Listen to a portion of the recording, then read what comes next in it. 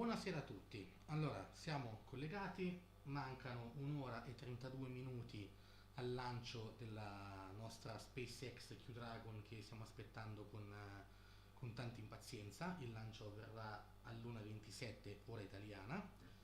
Allora, c'è stato un piccolo problema di pressione con i portelloni, ma a quanto pare tutto già risolto. Era un pezzettino di probabilmente un filo, un qualcosa che non andava bene, quindi hanno dovuto un attimino trovare la quadra e infatti l'hanno trovata fortunatamente, tanto avevano ancora 10 minuti di tempo, quindi hanno sistemato tutto quanto. Allora, facciamo una piccola spiegazione innanzitutto di cos'è la Crew Dragon. La Crew Dragon è questa capsula che vedete in questa immagine, anzi questa principalmente è la Dragon, quindi una capsula orbitale da trasporto sviluppata interamente dalla SpaceX, riutilizzabile e in grado di raggiungere un'orbita terrestre bassa e rientrare, quindi raggiungere un'altitudine compresa fra l'atmosfera e le fasce di Van Allen che sono tra i 300 e i 1000 km di altezza. Un corpo che orbita in orbita bassa, in questa fascia di Van Allen, comunque in questa fascia, tra i 300 e i 1000 km, gira intorno alla Terra in 90 minuti viaggiando a 27.400 km, un po' come fa la Stazione Spaziale Internazionale. Nel 2010 diventa il primo veicolo spaziale a essere portato in orbita e poi di nuovo a Terra da una compagnia privata, perché infatti la SpaceX è privata, fondata da Elon Musk. Nel 2012, a maggio, è il primo a raggiungere la Stazione Spaziale Internazionale. Cos'ha di particolare questa capsula? Ha uno scudo termico progettato per resistere a velocità da rientro dalla Luna e da Marte. Il CEO di SpaceX, Elon Musk, molto simpatico, cosa ha fatto? Ha dato il nome a questa navetta ispirandosi a una canzone, Puff the Magic Dragon, di Peter, Paul e Mary.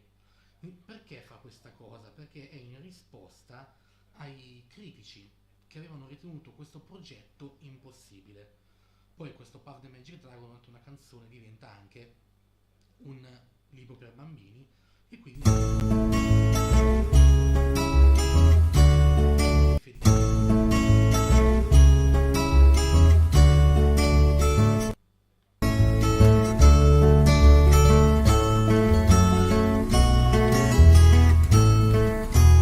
Puff the magic dragon lived by the sea and frolicked in the autumn mist in a land called Honolulu.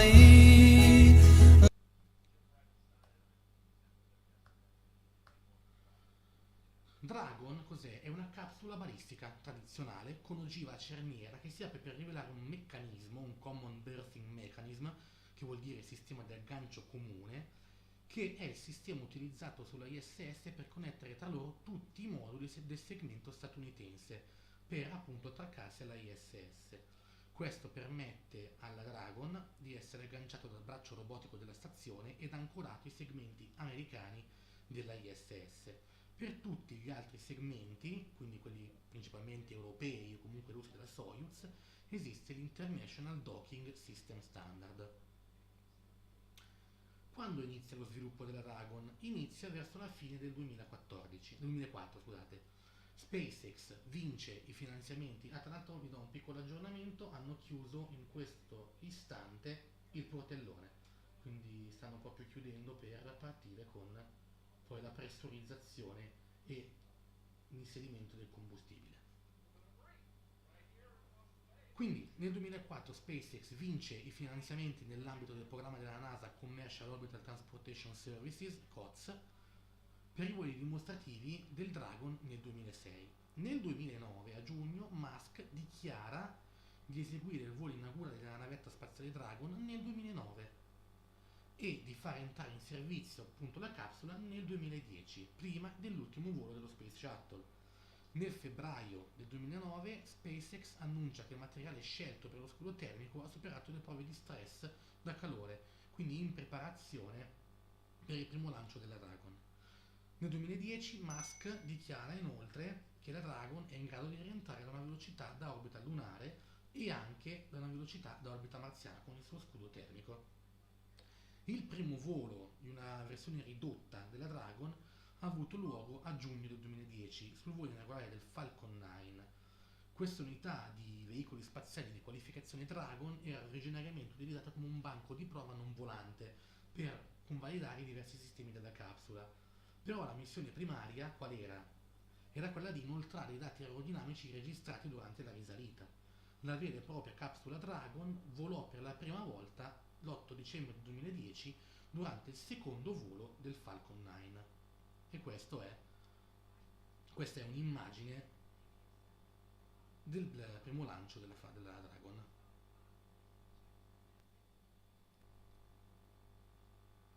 Quindi questo è stato il primo di 2 test di volo nell'ambito del contratto NASA COTS per la convalidazione di veicoli per rifornimento della ISS.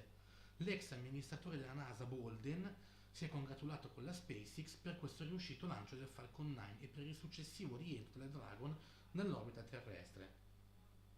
Anche se la Dragon non ha trasportato né passeggeri né carico pratico, la squadra della SpaceX cosa ha fatto? L'ha lanciata con un piccolo carico segreto. Elon Musk è molto particolare, è un visionario ma molto particolare. Cosa hanno fatto? Più di un giorno dopo il volo rivelano che il carico segreto era una ruota di formaggio la Gruyère. Quindi questa bravata è stata un omaggio al famoso sketch, tra l'altro il negozio di formaggi dei Monty Python Flying Circus, di cui Musk è molto affezionato, un fan accanito. Il direttore generale della SpaceX non avrebbe rivelato l'identità del carico nella conferenza stampa successiva all'ammaraggio per il timore che questo scherzo mettesse in ombra il risultato della compagnia nelle notizie del giorno successivo. Dragon 2. Dragon 2 è la seconda versione della Cargo Dragon, certificata però per il trasporto di esseri umani. Abbiamo 2 versioni della Dragon 2, la Crew Dragon, che trasporta gli equipaggi come quella che partirà questa notte, e la Cargo Dragon, che trasporta il carico utile, quindi trasporta il cargo, che inizialmente però non era previsto. Questo veicolo viene presentato il 29 maggio del 2014 durante una conferenza stampa al quartiere generale di SpaceX che si trova a Hawthorne, in Texas. Dragon 2 possiede un sistema di supporto vitale, che si chiama ECLSS, in grado di sostentare l'equipaggio per la durata del volo. Cos'ha questo modulo? Ha finestre, un'avionica migliorata, infatti tutti gli schermi sono touch LCD, un'avionica migliorata e pannelli solari riprogettati, oltre a una struttura esterna modificata. Presenta inoltre 4 set di motori Super Draco. Cosa servono? Servono a portare in salvo l'equipaggio in situazioni di emergenza che costringono all'abbandono della pad abort test, mentre un altro test dei motori si svolse il 24 novembre del 2015. Qui abbiamo 2 visualizzazioni. La prima 10, 9, e la seconda 8, la capsula. 7, 6, 5, 4, 3, 2, 1, launch.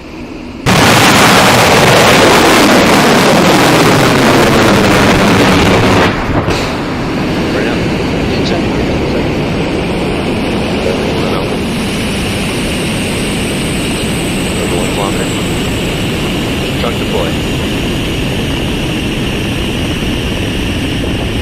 Truck good. Sequencing advance. Passing through 600 meters. Downrange distance.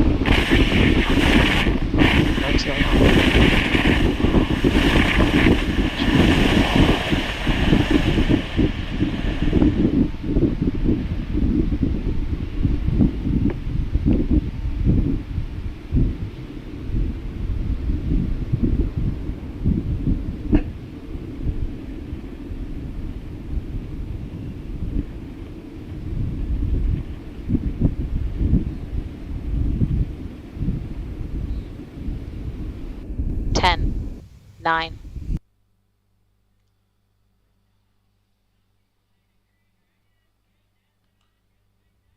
Questo invece è il test. In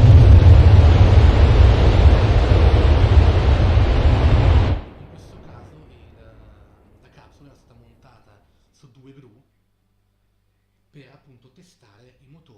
in caso di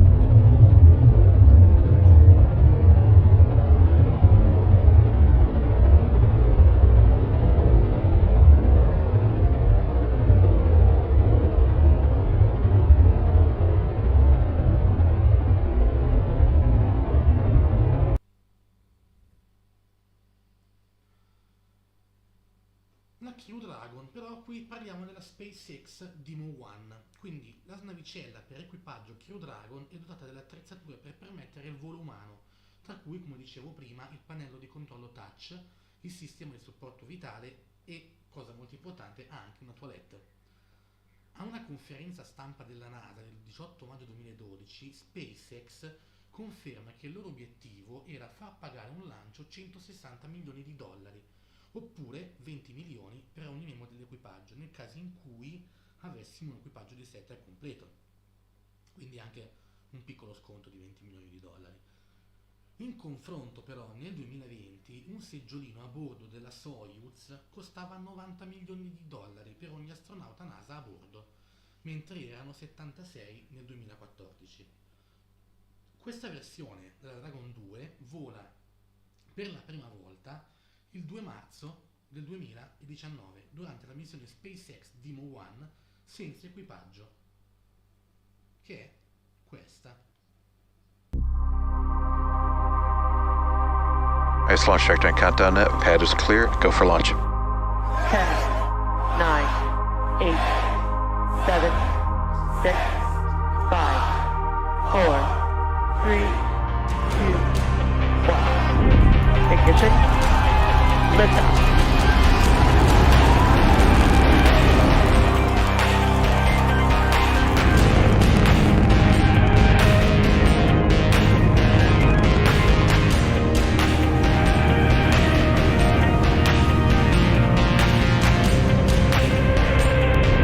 Vehicle is pitching downrange. Okay, more profit nominal. Vehicle is supersonic. Stage separation confirmed. Impact ignition. Landing legs have deployed, and Falcon 9 has landed. Dragon, separation confirmed.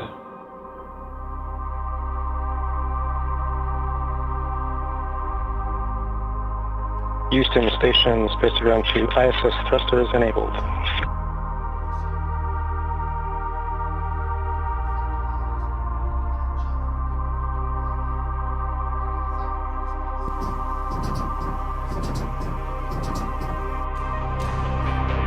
Houston Station, Dragon hatch opened at 13:07. On behalf of Ripley, Little Earth, myself, and our crew, welcome to the Crew Dragon. Houston Station on suit, ISS crew is ready for departure.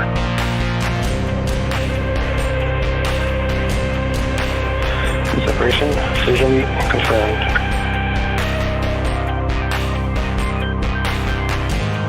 We have visual on drugs. We have 4 healthy sheep. Recover this is DRC. Dragon has landed.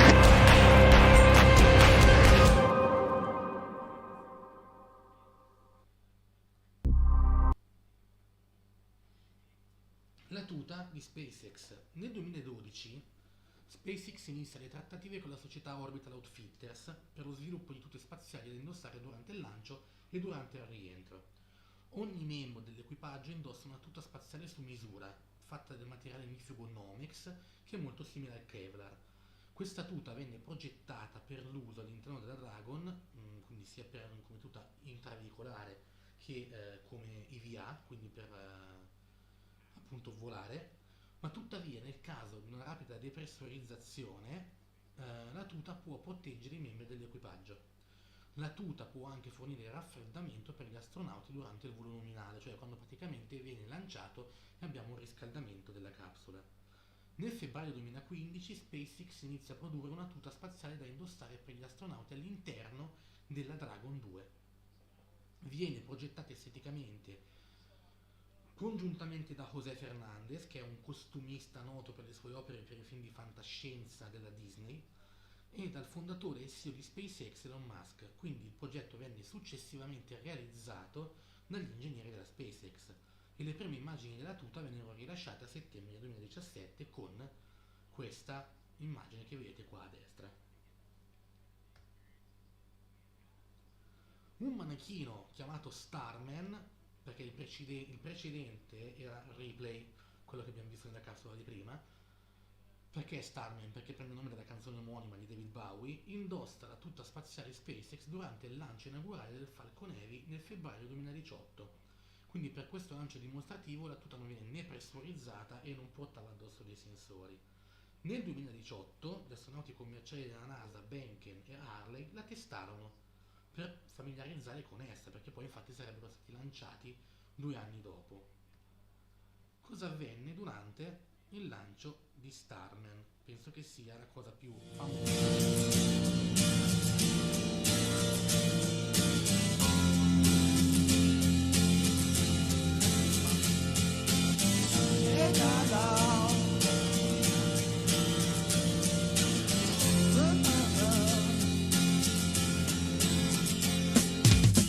Didn't know what time it was, the lights were low, oh, oh.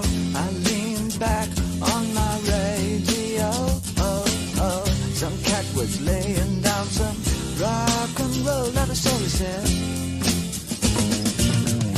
Then the loud sound, it seemed to fade, came back like a slow voice on a wave of fade. That had no DJ, that was Cycles your mission. 6, 5, 4, 3, 2,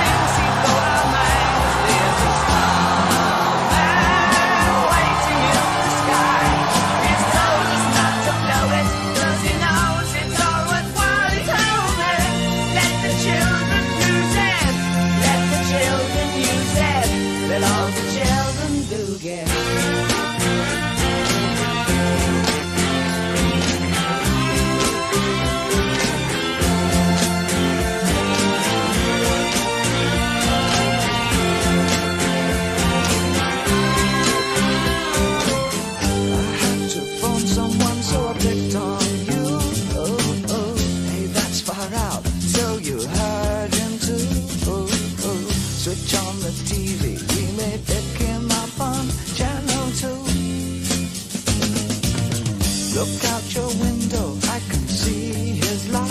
Coming up on clearing separation. Second word, side engines. On fire, also repeat.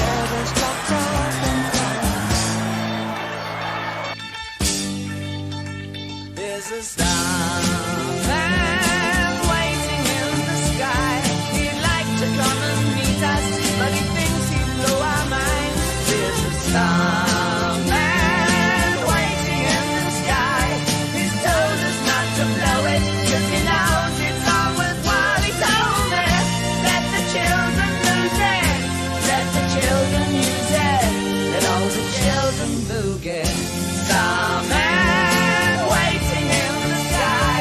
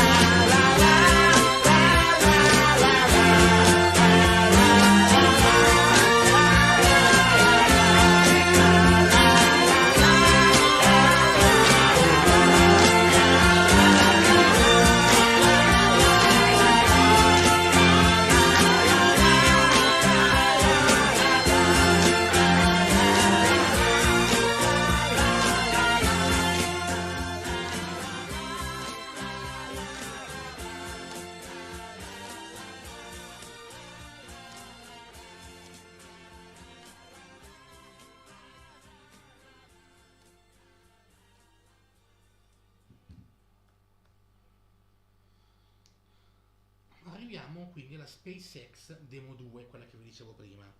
È stata la missione del volo di prova con equipaggio della Crew Dragon, battezzata Endeavour, da questi due simpatici signori che sono Harley e Beneken, in onore dello Space Shuttle Endeavour, il veicolo spaziale sul quale entrambi volarono per primi rispettivamente nella STS-127 e la STS-123. È stato il primo volo orbitale con equipaggio di un veicolo statunitense dall'ultimo lancio del programma Space Shuttle che è avvenuto nel 2011. A seguito del successo di questa missione, la Crew Dragon viene certificata come navicella per il volo spaziale con equipaggio. Il 3 agosto del 2018 venne annunciato che quindi l'equipaggio sarà composto da Doug Harley e Bob Beneken, entrambi al loro terzo volo spaziale. Beneken, che è quello a sinistra, prese parte a 2 missioni shuttle, la STS-123 e la STS-130, come specialista di missione assegnato alle EVA. Cosa vuol dire EVA? Extra Vehicular Activities, cioè colui che praticamente va all'esterno della ISS. Nella Demo 2 è stato il comandante delle operazioni congiunte, responsabile quindi di equipaggio durante l'avvicinamento, l'attracco, lo sgancio del veicolo e tutta la permanenza sulla ISS. Harley invece prese parte a 2 missioni shuttle di breve durata in qualità di pilota verso la ISS, l'STS-127 e l'ultima, la STS-135. In questa missione è stato il comandante del veicolo Crew Dragon, quindi al comando di tutte le operazioni di lancio, atterraggio e recupero della navicella. Il lancio della Crew Dragon 2 avvenne il 30 maggio del 2020. E questo è un altro video di SpaceX che fa vedere appunto le parti salienti della missione. Questa è stata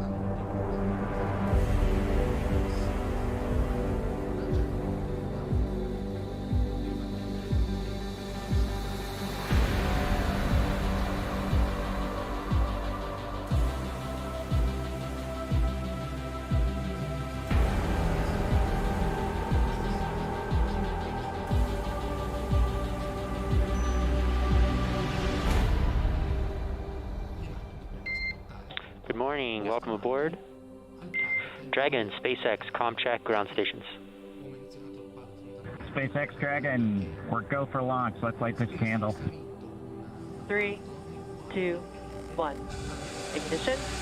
Liftoff of the Falcon 9 and Crew Dragon. Go NASA, go SpaceX, Godspeed, Bob and Doug.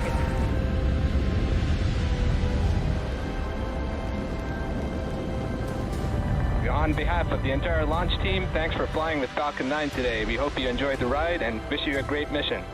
We would like to welcome you aboard Capsule Endeavour. We do have a friend on board with us, Trimmer, the Apatosaurus. I think I was requested to do a backflip. Good night, Megan and Theo. And Karen and Jack.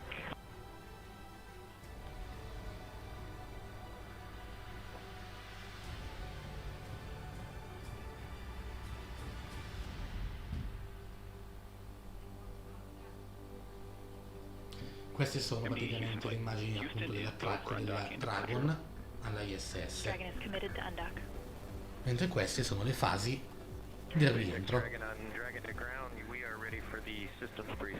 e quei famosi schermi touch, il distacco,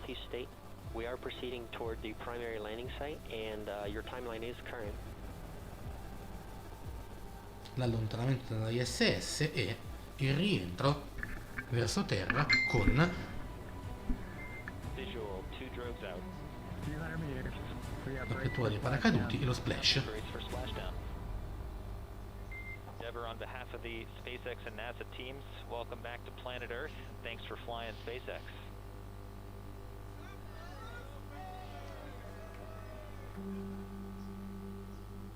E qua è il debriefing dopo appunto il ritorno a terra dei nostri due astronauti. E questo è tutto il team che ha lavorato alla Crew Dragon 2 Demo 2.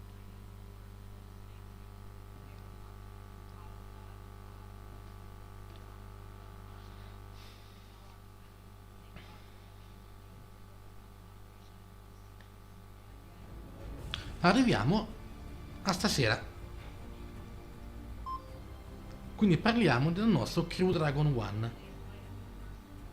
Questo è il video di presentazione di SpaceX.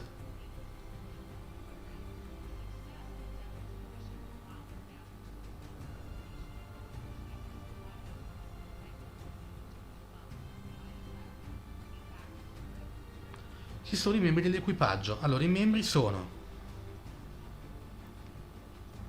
Mike Hopkins, che sarà il comandante.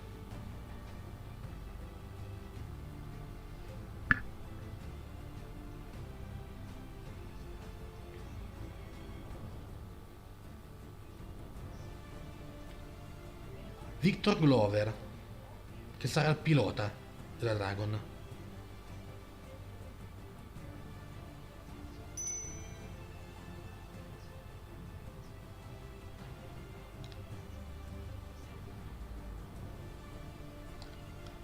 Soichi Noguchi, che sarà il primo specialista di missione.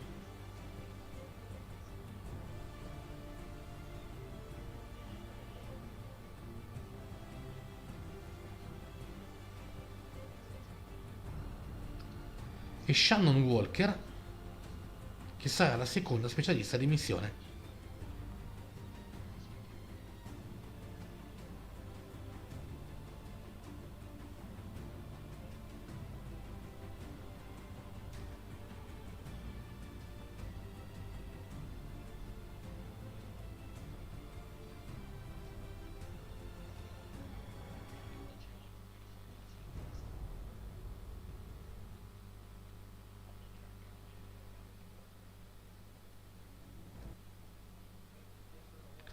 Quindi SpaceX Crew 1 o US CV-1, cioè United States Crew Vehicle Mission 1, sarà la prima missione operativa con equipaggio della capsula Crew Dragon di SpaceX. L'equipaggio sarà quindi composto dagli astronauti, come detto prima, della NASA, Hopkins, Glover e Shannon Walker, insieme all'astronauta della JAXA, che sarebbe l'Associazione Spaziale Giapponese, Soichi Noguchi. La Crew 1 sarà quindi la prima missione operativa diretta verso la ISS del Commercial Crew Program. La data di lancio non doveva essere originariamente oggi, l'hanno spostata diverse volte rispetto a quello originale di novembre 2016. Dovevano quindi essere lanciati nel 2016, dovevano essere lanciati ieri e poi per il maltempo li hanno lanciati alla fine oggi, che hanno il 70% di go per il lancio, per il meteo principalmente, e siamo a T- 1 ora e 3 minuti. Si prevede che la missione duri 180 giorni, il che significa che la Dragon tornerà sulla Terra intorno a giugno 2021, probabilmente tramite ammaraggio, per poi essere riutilizzata per un'altra missione, perché ricordiamoci, SpaceX punta sempre a riutilizzare tutti i suoi razzi vettori e tutte le capsule. Quindi questa prima missione operativa è stata annunciata nel 2012, con una data di lancio fissata per il 2016. Nell'aprile 2013 viene anche annunciato che il lancio sarebbe stato rinviato di un anno, a novembre 2017. Successivamente venne posticipato nel 2019 e nel 2020, in attesa del successo rispettivamente delle missioni Demo 1 e Demo 2. Proprio la Demo 2, quella che abbiamo visto prima, era provvisoriamente programmata per settembre. È stata poi posticipata ulteriormente per combaciare con le rotazioni di equipaggio della ISS e con le missioni di consegna di carichi, e ancora per preoccupazioni causate da cosa? Da un problema che si è verificato con i motori Merlin 1D. Questo problema non si è verificato con questa missione, ma si è verificato quando il 3 ottobre, a 2 secondi dal decollo della missione GPS-3, praticamente ci fu un aumento anomalo di pressione all'interno del generatore di gas delle turbopompe dei motori Merlin. Il 29 settembre 2020 Michael Hopkins, comandante di missione, rivela durante una conferenza stampa che il nome che gli hanno dato è Resilience.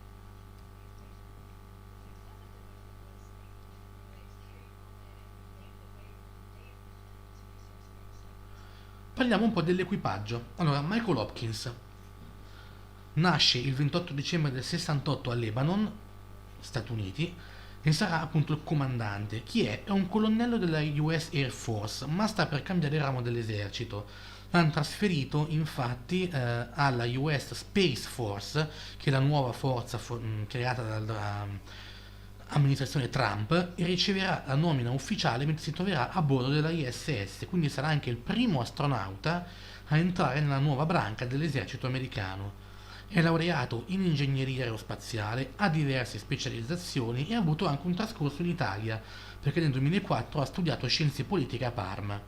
Nel 2008 e 2009 è stato consigliere speciale del vicepresidente Biden, attuale nuovo presidente degli Stati Uniti d'America, e precedentemente ha volato nello spazio con la Soyuz TMA-10M, rimanendo poi a bordo della ISS per 6 mesi, da settembre 2013 a marzo 2014. Victor Jerome Glover, nato a Pomona negli Stati Uniti il 30 aprile del 76, sarà invece il pilota della missione. È l'unico dei 4 a partecipare alla sua prima missione nello spazio, nonché il più giovane. È un ingegnere e pilota collaudatore della Marina e venne selezionato come astronauta nel 2013. Il suo ultimo incarico prima di entrare nella NASA fu nello staff di un senatore come consigliere.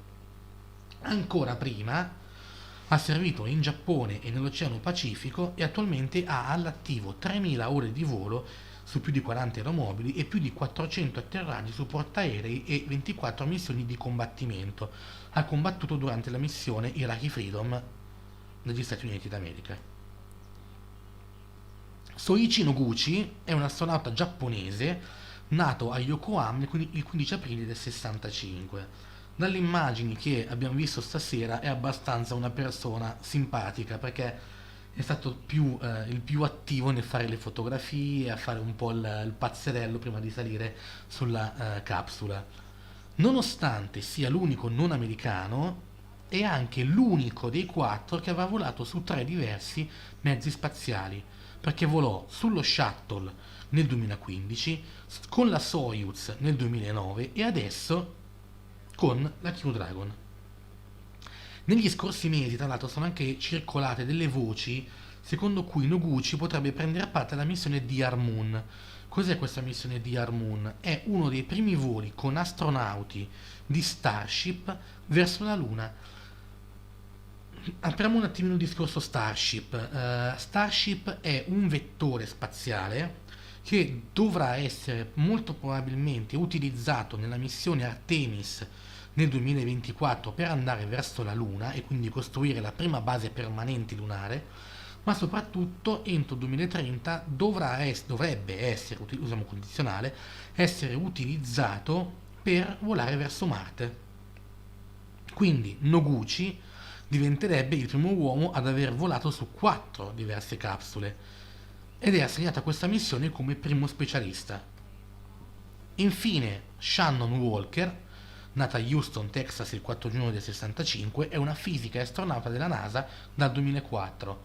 Ha un dottorato in fisica all'Università Rice a Houston, divenne controllore di volo per diverse missioni shuttle fino al 93, poi tornò all'università, specializzandosi nello studio dell'interazione fra i venti solari e l'atmosfera venusiana. Torna poi alla NASA per occuparsi di diversi sistemi robotici, in preparazione per la ISS, prima di essere selezionata come astronauta nel 2004.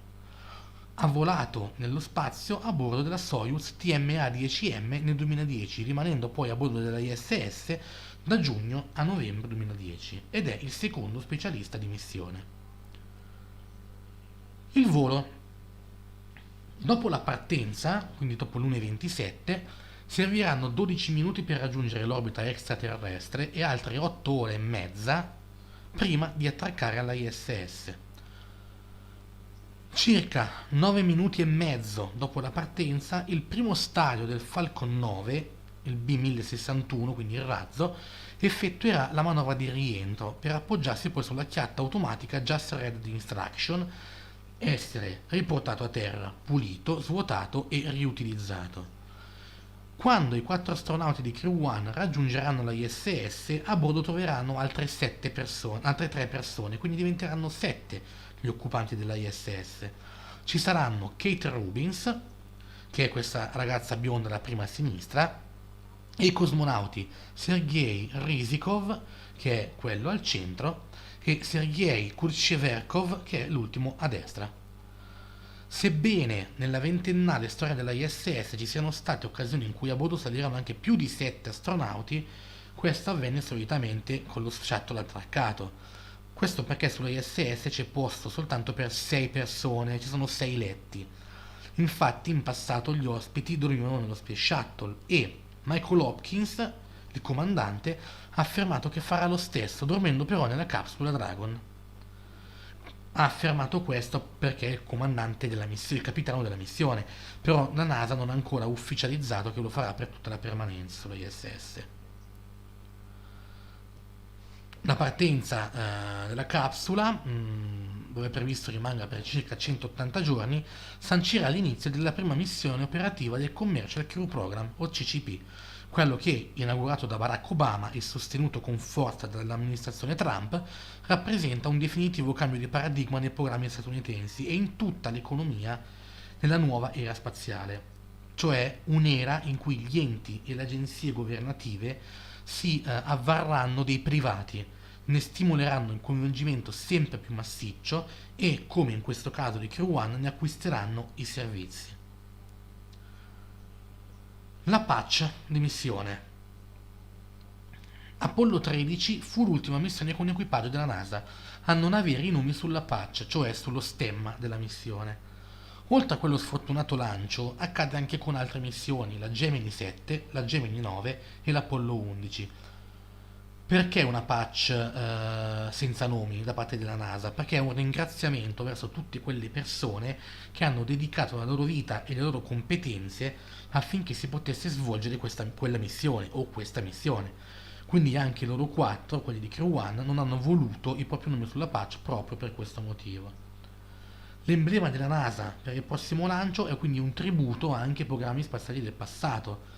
Partendo da destra possiamo vedere i 4 simboli dei principali programmi NASA: Mercury, Gemini, Apollo e lo Space Shuttle.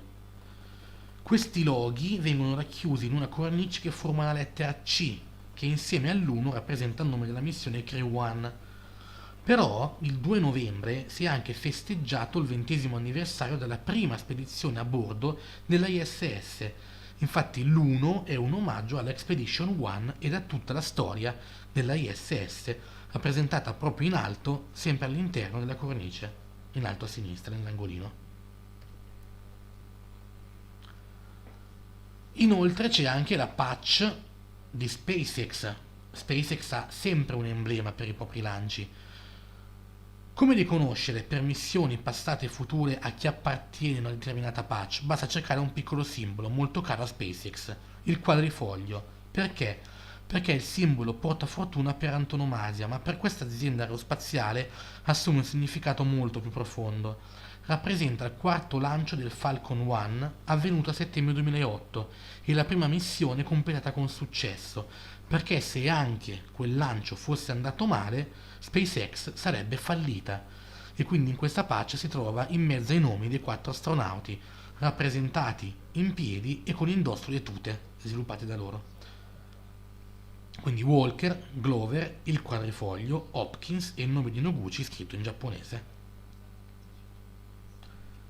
Ok, questa piccola infarinatura sulla missione Crew Dragon ve l'ho data.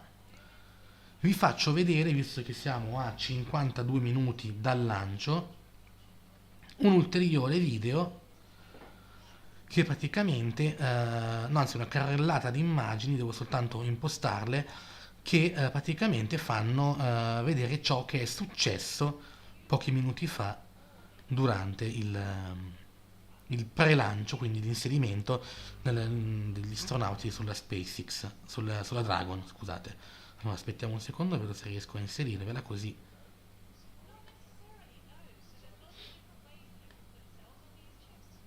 Allora.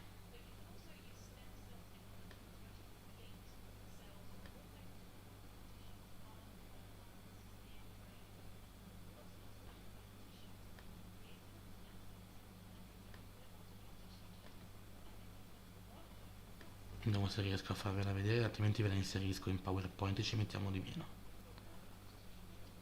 Allora.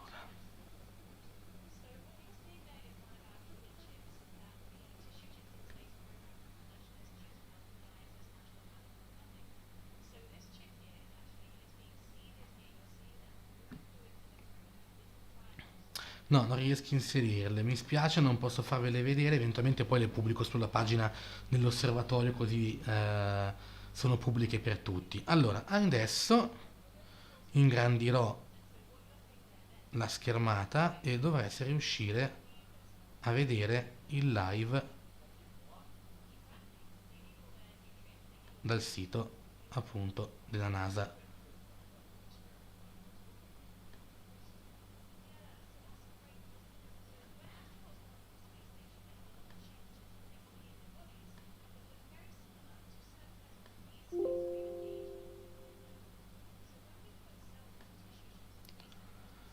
Vediamo se riesco a mettervelo a tutto schermo, così è anche più semplice da vedere, così vi lascio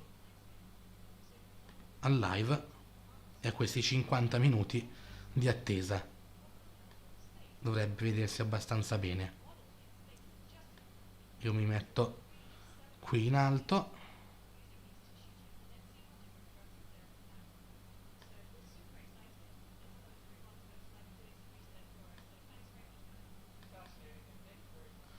Dovrebbe essere tornato visibile, spero.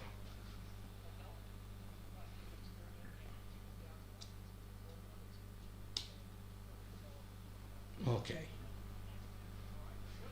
Quindi siamo live col sito della NASA.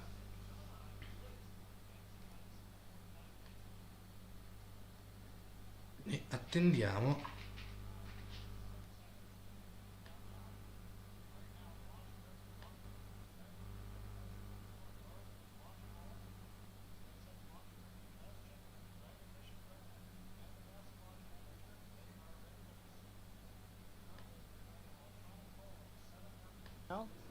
Right now, the launch director, launch team are preparing for Metto anche readiness l'audio. for propellant load and launch pole. The SpaceX launch director has checked with the Dragon mission director and the NASA launch manager. They are ready to proceed.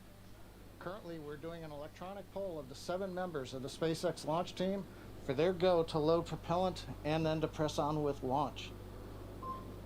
Now, the Falcon launch crew is located in Firing Room 4 in the Launch Control Center, adjacent to the historic Vehicle Assembly Building on Kennedy Space Center.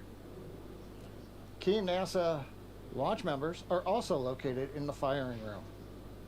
Now what we're waiting for right now is we expected about T-minus 47 minutes to hear the results of the poll. Spiegarvi quello che sta succedendo. While we're waiting to hear that, a couple other status items. The crew is currently on board, and the crew access arm is about to be retracted. You can see the access arm currently in the pre-launch position alongside the Dragon capsule. We'll rotate that out of the way, then we'll arm the launch escape system on Dragon before we go into loading propellant on the Falcon 9. We're launching out of pad 39A, heading northeast out of the eastern range. The range continues to be go for launch. They're monitoring clearance area around the launch pad as well as the air and sea space around the flight corridor. Now the good news on the weather front, we have been given a new probability of violation of only 20%, or as the optimists would say, 80% chance of good weather. There's a small chance of a shower, but it would have to pop up pretty much right over the pad here at the last minute. They're looking, ground winds are cooperating, upper altitude winds are cooperating.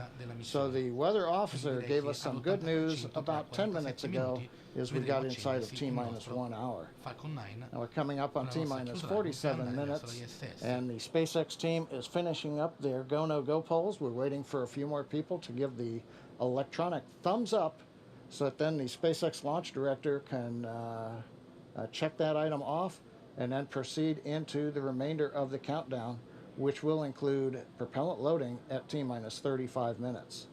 So let's listen in for a moment to the countdown net.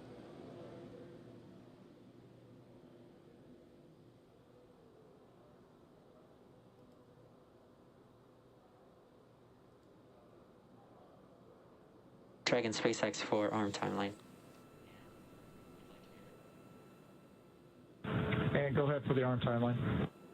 Yeah, we were just talking here about Hanno the appena detto tablet che and how much tra un time you'll have minuto to e put it 20 away. secondi a Essentially, as soon as the T-45 T-minus praticamente 45 ci minute sarà brief occurs, il we're going to braccio che begin verrà retracting the arm, ritratto and e quindi we'd la like to be ready to capsula e arm il the launch escape falco, system il immediately, Falcon as soon as 9 that's complete. resteranno praticamente da soli sulla piattaforma. And Dragon copies. We will go ahead and take care of that now. Copy all, thank you.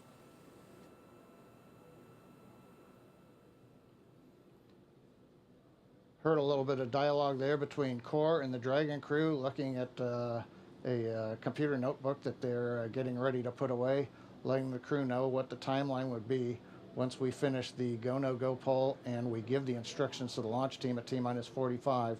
Then we'll proceed into retract of the axis arm. You can see it's currently alongside of Dragon, and then we'll go into arming of the escape system, pardon me, years of previous experience, and then finally we will get into propellant loading.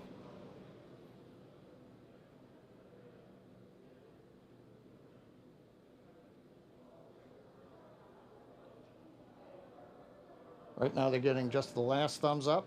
People have been looking at data that we were gathering just outside of T-minus 1 hour as we were doing final checkouts of the Falcon 9 on the propulsion and engine systems before we got into propellant load. Poll is complete and the team is ready for crew access arm retract, propellant loading, and launch. For non-urgent no-go conditions, brief the CE or LD and they will approve aborting the launch auto sequence and proceed into launch abort. For urgent issues affecting the safety of the operation, operators shall call hold on the countdown net.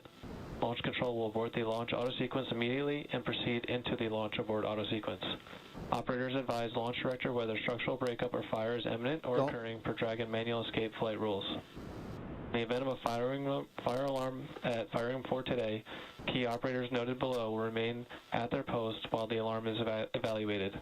In the event that personnel safety is threatened, evacuate to the south-facing emergency exit, which leads directly south.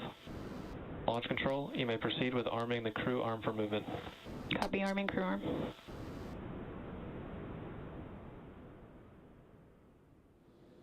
And there you've heard it. Just inside 44 minutes, the SpaceX launch director has announced polls are complete. We're go to head into propellant load. The Dragon team is going to begin retract of the crew access arm. So Kate, with that, everything continuing to look good. We're right on time in the countdown. Thanks for that, John I. And it looks like the crew access arm has already begun to retract away. Just a beautiful sight. So this is one of the last major visual milestones that we have before launch. So the crew access arm now moving away, and we are T-minus 43 minutes and 15 seconds from launch. We're standing by as we wait for completion of the crew access retract. Shortly thereafter, we should hear the call out that the launch escape system is armed. And after that, we will hear that F9 prop loading has begun.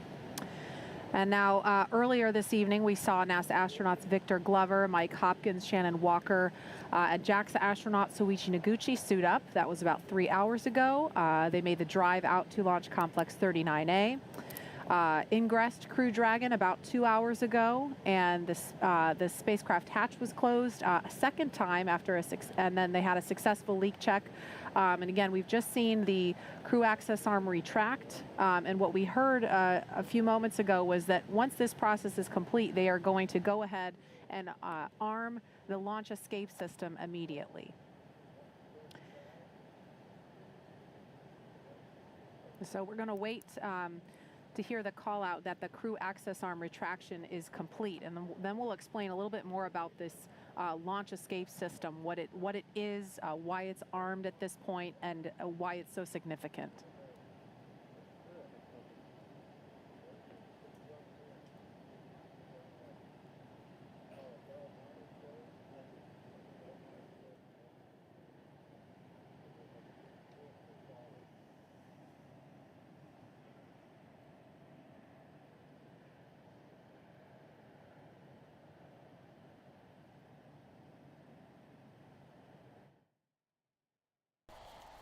Quindi stavano So aspettando again, we're at appunto T-minus l'ok. 41 minutes, 23 seconds and counting.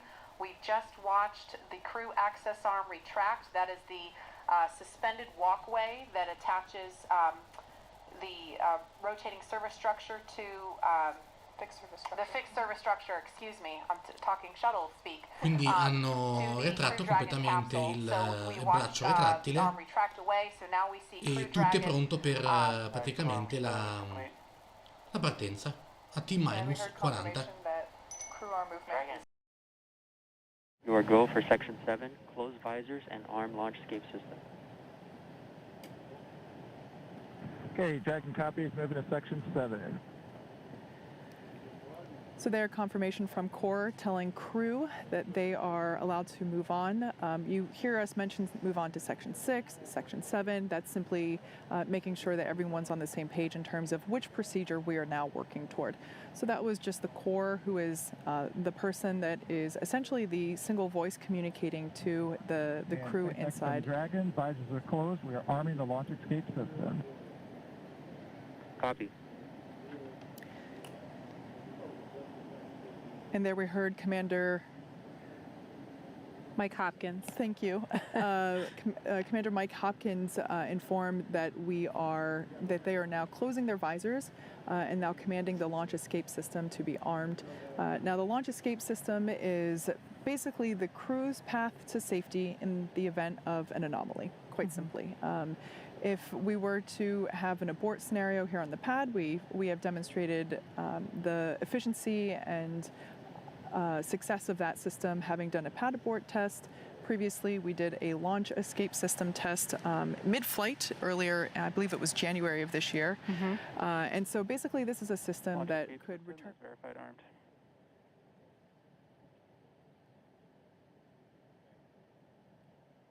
Confermato tutto, quindi hanno anche armato il sistema di salvataggio, quindi tutto ci fa presumere che ci siamo. So now the launch escape system is armed. Essentially, this is the system that all the way from now on the pad until they are in orbit, the crew would be able to escape safely in the event of an anomaly. That's why it is so important that we check the weather all around the world, really. It's not just the weather here at the Cape that we're looking at in order to determine if we're go or no go. It is the weather along that entire escape corridor. Right. And as Kate was mentioning, again, the launch escape system is armed. That has to happen before the SpaceX teams will proceed with fueling Falcon 9. And so that propellant loading process is set to begin at T-minus 35 minutes, so just a few minutes from now.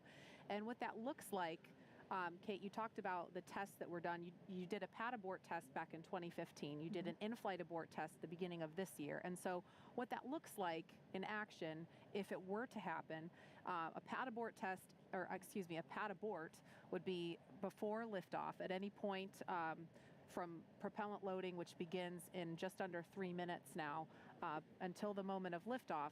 If something were to go wrong and the crew were in danger, Crew Dragon can kind of act as a rocket on top of a rocket and propel itself off of Falcon 9 using its 8 built-in Super Draco thrusters, right? And so the idea is that if that happens, Crew Dragon would splash down off the coast, and then we would have a rescue scenario. Correct. And so we've rehearsed that ahead of time. We coordinate very closely, the NASA and SpaceX teams, with the Department of Defense Detachment 3 to prepare for a scenario such as that. We're also prepared for if there were to be a need for a launch escape after the point of liftoff. At any point from liftoff until they reach orbit, about roughly 12 minutes after liftoff, at any point in that sequence, Crew Dragon could still launch itself off of the Falcon 9 rocket. And in that scenario, Crew Dragon would splash down at some other location further downrange, farther away from Florida, obviously. And that's why the weather downrange is just as important as the weather around the pad for liftoff, because they're thinking about how are we going to rescue the crew if we get into a scenario like that. Exactly. So it's really complicated, but you know, it is a system that we have spent a lot of time designing and testing And it's, you know, it's definitely something to consider in terms of that weather criteria that we do look at. In poche parole stavano dicendo che sono pronte tutte quanti per il lancio e in caso anche in cui avvenga qualche problema, quindi quello che dicevo prima, il famoso pad abort, cioè il rilascio della capsula in caso di problemi e quindi l'ammaraggio col salvataggio dell'equipaggio. In questo momento, tra l'altro, stanno cominciando con il fuel loading, che sarebbe praticamente il caricamento del combustibile.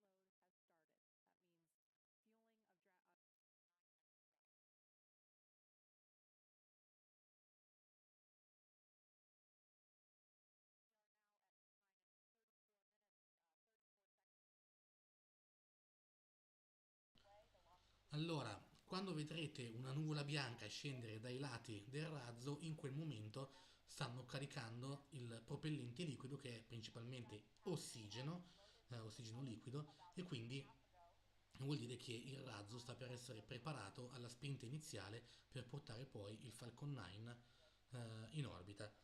Adesso appunto faremo questa cosa qua, faranno questa cosa qua, caricheranno appunto il propellente, e tra 34 minuti avremo il lancio della Crew Dragon, e fino a quel momento vi lascio tranquilli a godervi questo momento storico.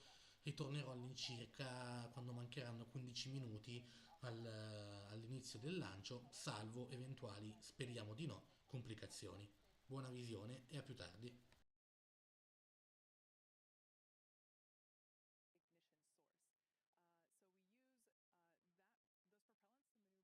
On orbit, and those propellants power the Draco engines, as well as the 8 Super Draco engines that would be utilized in the launch escape system in an abort scenario.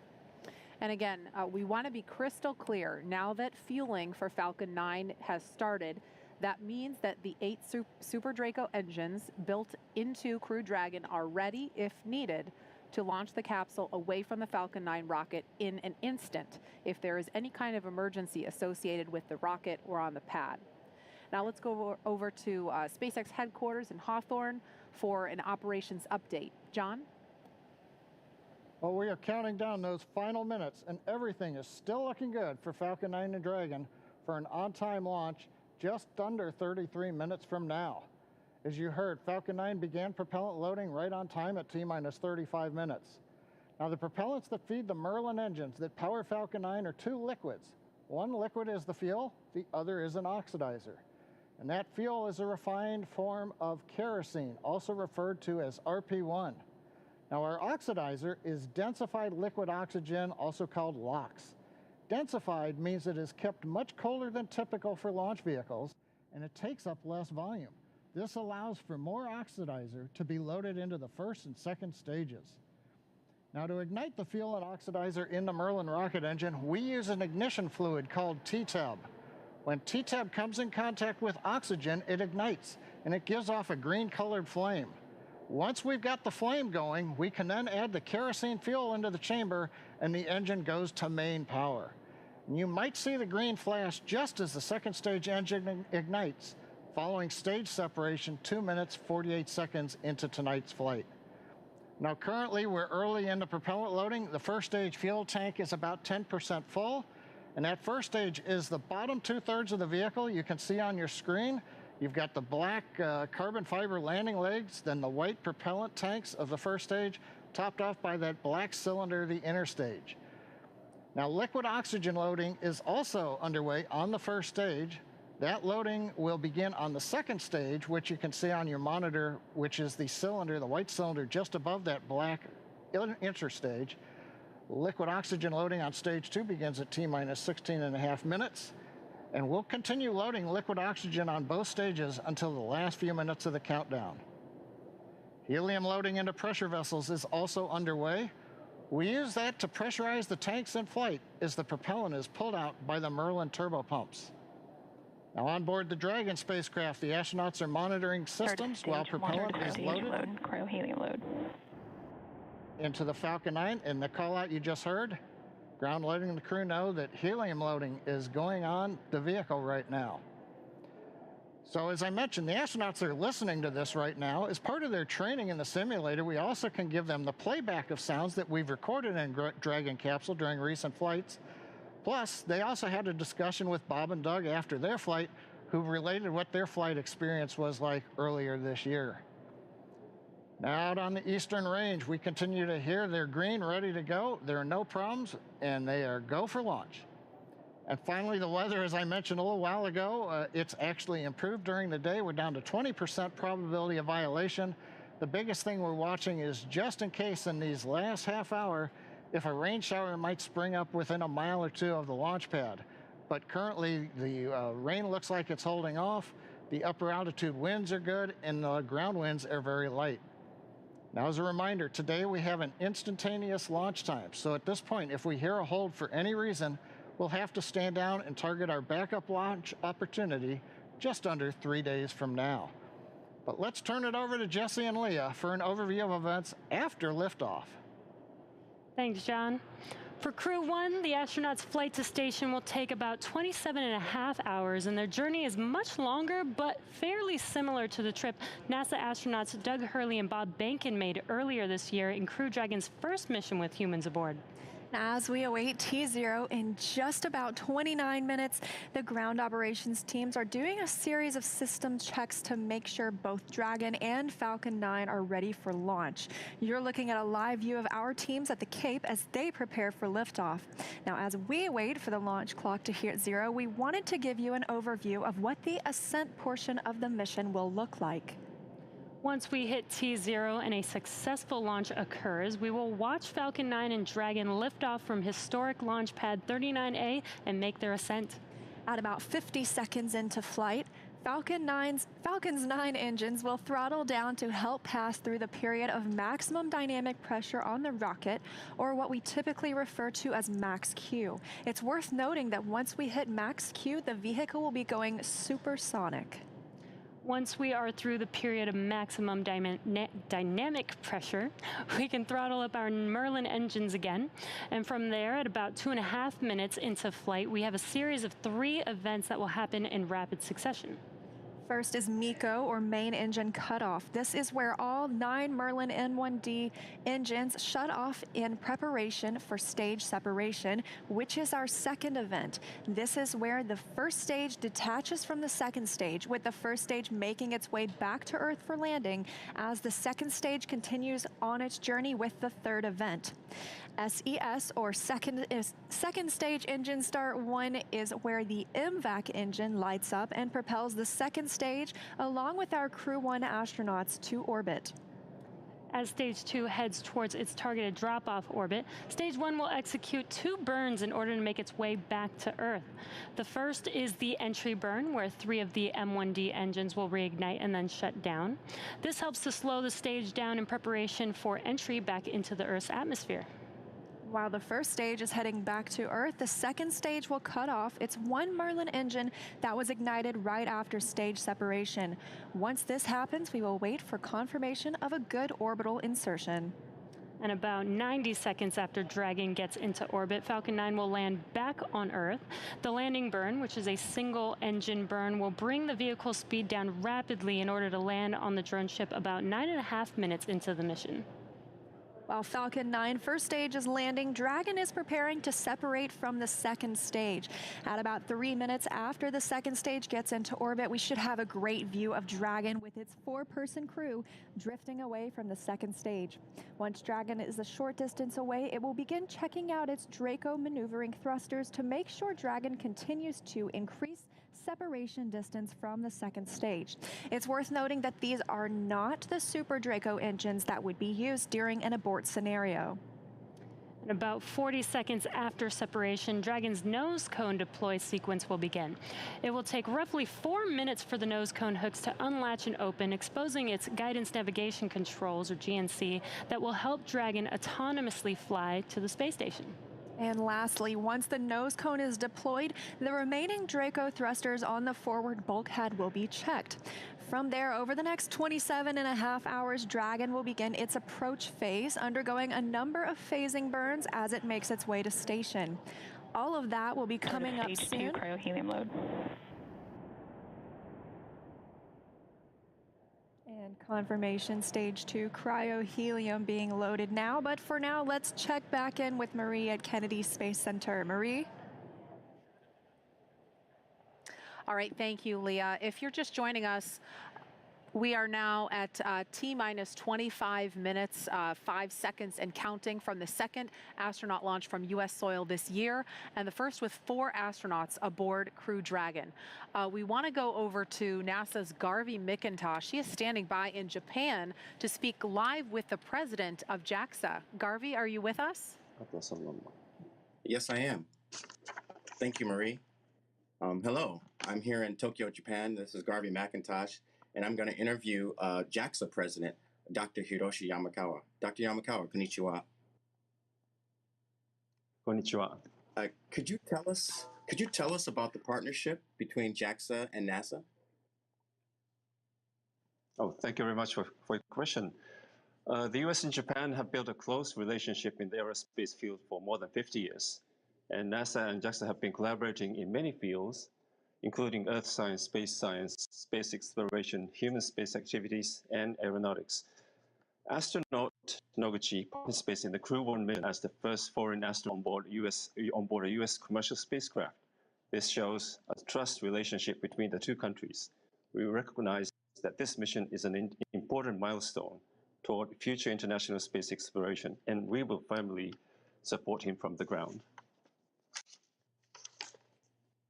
Thank you very much. Could you tell us a little bit more about today's mission and what the mission represents for Noguchi-san? Well, as the first Japanese astronaut on board 3 different spacecraft, Space Shuttle, Soyuz, and Crew Dragon, I'm sure he will play an outstanding role based on past experiences. Experiments on the ISS are expected to contribute to the advancement of people's lives on Earth. Protein crystal growth experiments in microgravity environment may lead to the development of new medicine. Japanese private companies are also getting to use the experiment module Kibo for the initiatives. We expect that we will the utilization of Kibo. Thank you. Thank you. And last question, looking a little bit towards the future. I know recently Japan, along with 7 other countries, including the United States, recently signed the Artemis Accords. Can you tell us a little bit more about the Artemis Accords and what that means for future space exploration? Well, last month in October, the Japanese government signed the Artemis Accords, representing the strong partnership as one of the first countries to join in the future international space exploration. Well, I think Japan has expertise in human and robotic space technologies accumulated through our experiences, TV and Hayabusa 2. And we will continue to move forward with technical considerations with NASA and other international partners. In addition to the field of human spaceflight, we will continue and deepen our cooperation with NASA and our international partners in order to explore the new era of space and contribution to our society on Earth. Thank you very much. Well, thank you very much. Arigatou gozaimashita. Thank you for your time this morning, and I'll pass it back to you, Tamira. Thank you, and back to you. All right, so we just took a look at numbers across all of our social channels, and there are over 500,000 people tuning into this broadcast right now. And the hashtag #LaunchAmerica is trending at number 20 on Twitter, last time we checked. And Marie, Kate, Nicole, I've got some great photos rolling in, and I have a few that I just have to share right now. So take a look at this first one. We've got this little explorer asking if there's room for one more on the mission. Aww. I love it. I know. Let's go to the next one. We've seen so many cute space pups today, and this corgi and its little NASA onesie is just the icing on the cake. Yes. I can't get enough space dogs, so. Okay, let's go next. How incredible is this little patriotic astronaut holding the flag? Now, y'all, this one definitely made me pretty emotional the first time I saw. Yeah. Okay, last one. Check out how awesome Kiana looks in her blue flight suit, and, I mean, wishing her hero, Victor Glover, well on his Launch America mission. So you've seen it there, and for those of you at home, thank you for sharing a piece of what this mission means to you with us. And in these final moments, let's check in with Shaniqua at Mission Control in Houston. Shaniqua, what's the latest? Thanks, Tahira. The space station team here in Houston is focused, and critical systems on the station continue to function normally. The teams have verified the command path from the ground up through the constellation of communication satellites to the station. Everything is nominal, and the station will be ready to receive Dragon tomorrow. NASA Flight Director Anthony Varia has been leading the operations planning between the joint NASA and SpaceX teams for the Crew 1 mission, and with the mission about to begin, he passed along this to the teams. No matter the spacecraft, our jobs remain the same. We will protect the crew, we will protect the vehicle, and we will perform our mission. We remain tough and competent. We operate with resilience. Anthony and team are on console here in Mission Control for launch and will be back tomorrow for docking. A reminder that a launch today will take about 27.5 hours to get to station, docking Monday to the Node 2 forward port scheduled at 10 p.m. Central Time, 4 a.m. GMT. Once Dragon is fully docked to the station, the team here in Houston will assist the Dragon and space station astronauts with leak checks as they work to open hatches on both Dragon and inside the station's pressurized mating adapter. We expect hatch open to take approximately 2 hours after docking. That's it for us here in Mission Control Houston. I'll send it back over to the team in Florida. Marie? All right, thank you so much, Shaniqua. We are inside of T-minus 19 minutes until launch. So exciting. We started the day with 50% probability of launch, and now we're up to 80% chance of the weather cooperating. So we are so excited. I know we're going to be turning our attention solely to the pad and going over to Hawthorne to take us through the final count. But one thing that really stuck out to me earlier, and I wanted to mention, when Shannon was talking about her path to becoming an astronaut, she talked about how she was 4 years old when she decided that that's what I want to do. And it really stuck out to me because my 4-year-old daughter is watching and she's dreaming about becoming an astronaut. And it's so special for, I think, especially for little girls, maybe I'm biased, but to be able to have a role model like Shannon and like you, Nicole, because at the time when Shannon was 4 years old, women weren't astronauts. And what an amazing time to be in when little girls have women to look up to, and African-American children have Victor Glover to look up to and see that, you know, they're represented and they can do this too. Yeah, and I think NASA and the world of space exploration, you know, from the human spaceflight side for sure, has been, you know, over the years just so progressive in understanding how this diversity is so important. And I love thinking about your 4-year-old daughter watching launch tonight and being excited about this. And I'm thankful to be here tonight with you two ladies kind of representing. I'm super excited. I have seen SpaceX launches before. I've seen shuttle launches before, but I've never been this close to the launch pad. And my palms are sweaty with excitement. And it's going to be incredible. You know, night launches here, they just light up the sky. And so I'm super excited, and I can't even imagine, you know, I think a lot about Victor Glover this evening because, as we said before, this is his first time going to space. He has thousands of hours as a test pilot, like a super impressive resume. And this is his first time going to space, and I'm so excited for him to be part of this mission and get to go to the ISS after a long wait. Yeah, and that is a beautiful destination. Let me just tell you that they, the four of them are going to, do amazing work there. And it's been mentioned a couple times before, this partnership that we have that's allowing us to do such incredible things that are just ultimately about improving life on Earth. It's very Absolutely. Cool. And Nicole, I think it's worth mentioning, we didn't talk about this earlier, and I know you are a very humble person and you're focused on the crew that's on the pad right now, but you are the last resident International Space Station crew member to launch from and then land back on U.S. soil. So I think that's significant. Yeah, as a shuttle crew member, and it's kind of weird to think that was that long ago, but I don't think any crew members goes into it thinking about what first or last it is. Yeah. But I'll tell you, having worked at Kennedy Space Center for 10 years as a NASA engineer, and to be able to, support a mission like that and be here watching this tonight, really historic event, this is the place we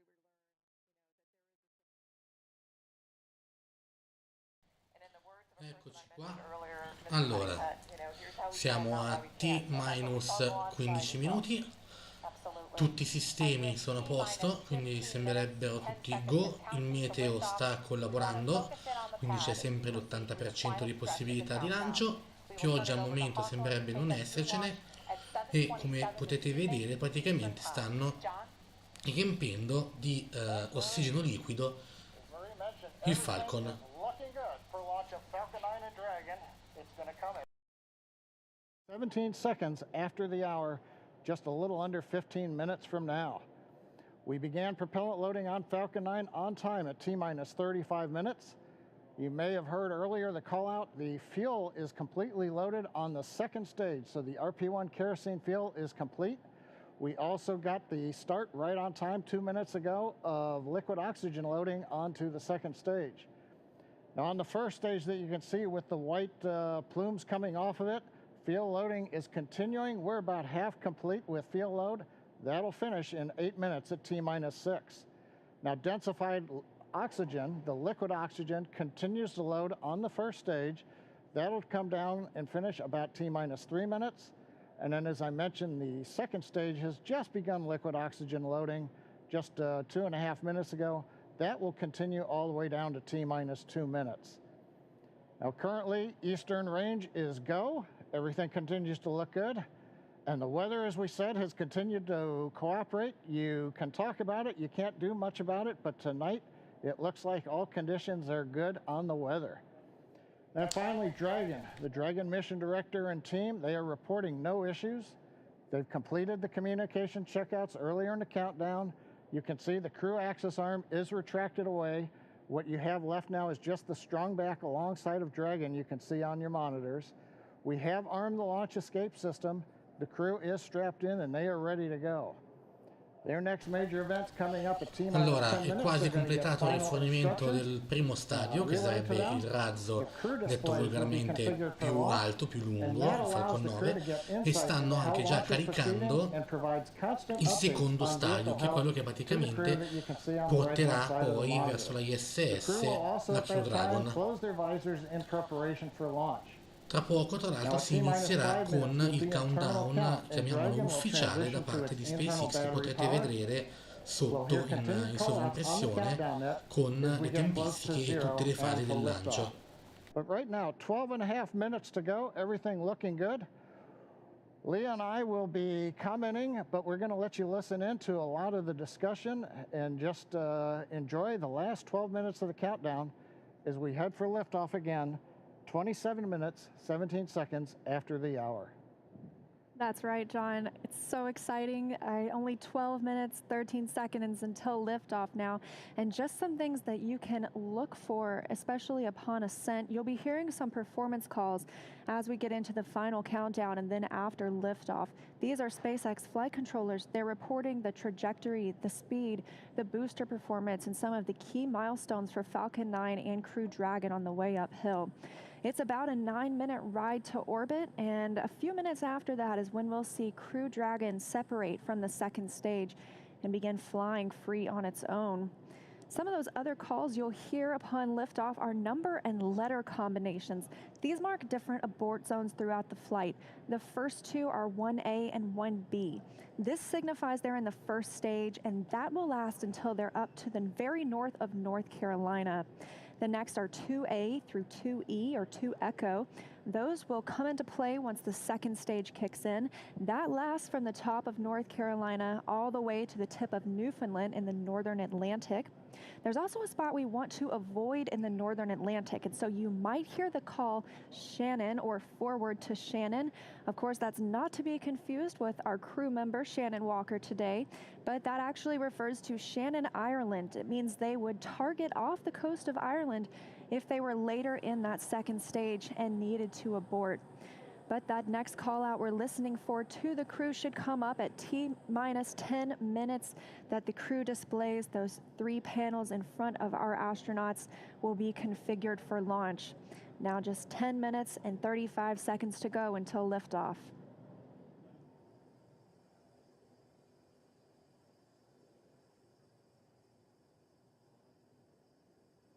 Also, as John and I mentioned, that stage 2 fuel load is complete. Stage 1 is at about 90%. Liquid oxygen load on the second stage is about 40%, and on the first stage about 85%. Primo stadio 85% rifornito, secondo stadio siamo intorno al 90%. SpaceX confirmed crew displays are configured for launch.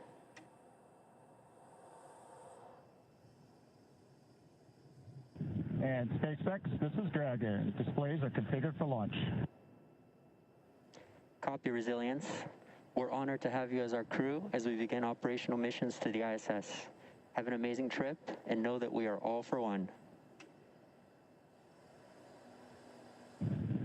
Thanks, Jay. And to all the people at NASA and SpaceX, by working together through these difficult times, you've inspired the nation, the world, and in no small part, the name of this incredible vehicle, Resilience. And now it's time for us to do our part, Crew One for All. Copy all. Thanks, Hopper. That was the voice of Commander Mike Hopkins confirming those crew displays are configured, and that T-minus 10 minutes was another check for the Falcon 9 launch commit criteria. It was checked by some computers. It was the last check of a wide variety of the Falcon system data to make sure we are go. From here on, we continue to count down until T-minus 7 minutes when the pre-valves open.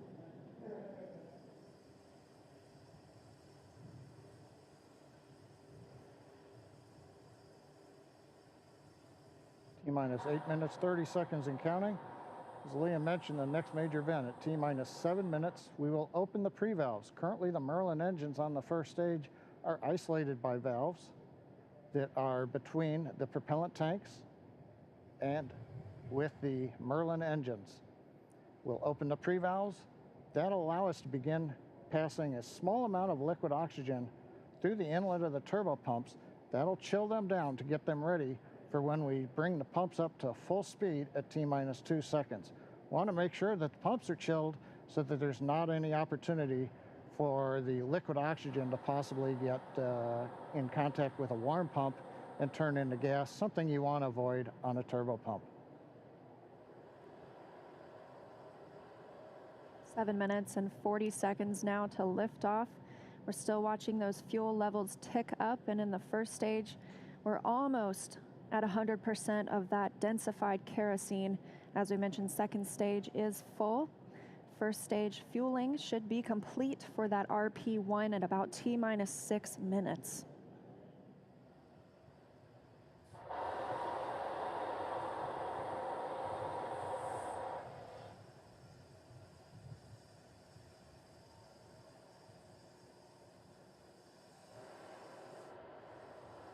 Standing by for pre-valve opening.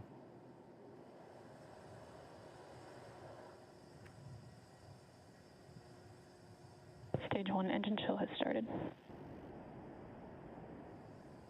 And there's the call out. Stage 1 engine chill has started. indicates that we are opening the pre-valves, liquid oxygen now beginning to flow slowly through the turbopumps on the Merlin 1D first stage engines. Next call out should be in about 30 seconds from now. We'll be looking for stage 1 RP load complete. That's the densified kerosene, that fuel on the first stage, already full on the second stage, and we'll still be loading liquid oxygen up until about 2 minutes prior to liftoff on the second stage.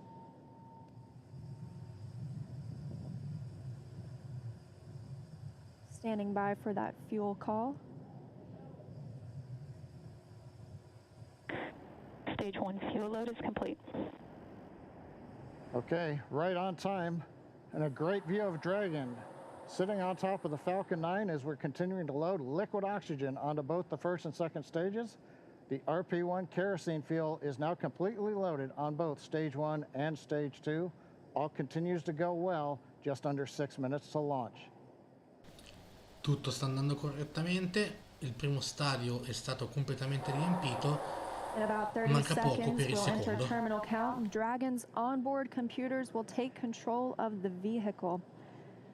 Both fuel on first and second stage is complete, and liquid oxygen loading continues with the second stage at about 80%, first stage at 95%. Something else you might notice is water rushing the pad shortly before liftoff. That's to suppress the sound and keep any sound from imparting a load on Crew Dragon as it prepares to lift off.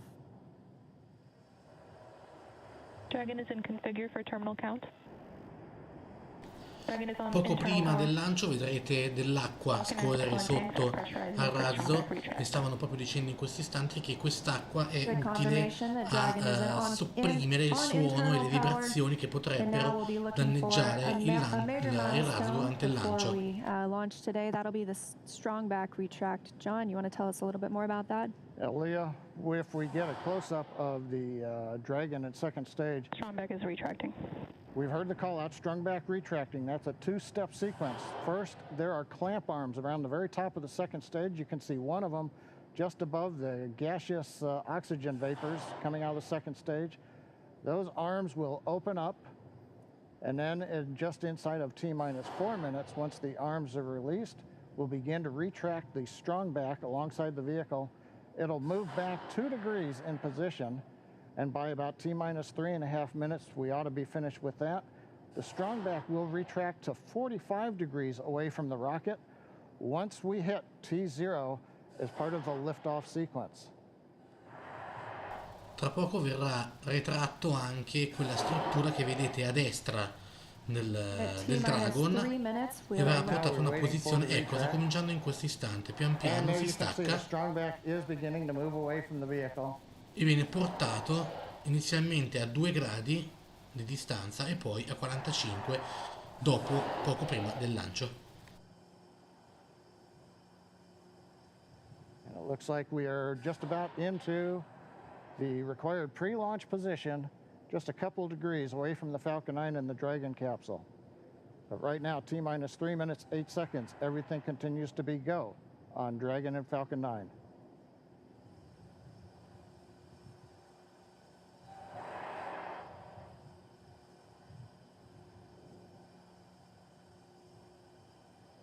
Currently standing. Dragon is in terminal count. And Dragon is in terminal count, and we are standing by to hear that stage 1 liquid oxygen loading is complete. Stage 1 LOX load is complete. And there we have it, and stage 2 should finish shortly after at about 2 minutes prior to liftoff. Anche il secondo stadio è completamente pieno, quindi siamo a T-2.30, siamo pronti per il lancio. Vi lascio godere questi momenti. Buona visione a tutti. T-minus a minute and a half, we have to drain back and vent down the liquid line that goes up the strong back alongside the Falcon 9. If you see a large white cloud about midway down around the rocket, that's normal. That's again just the gaseous oxygen hitting the warm, moist Florida air.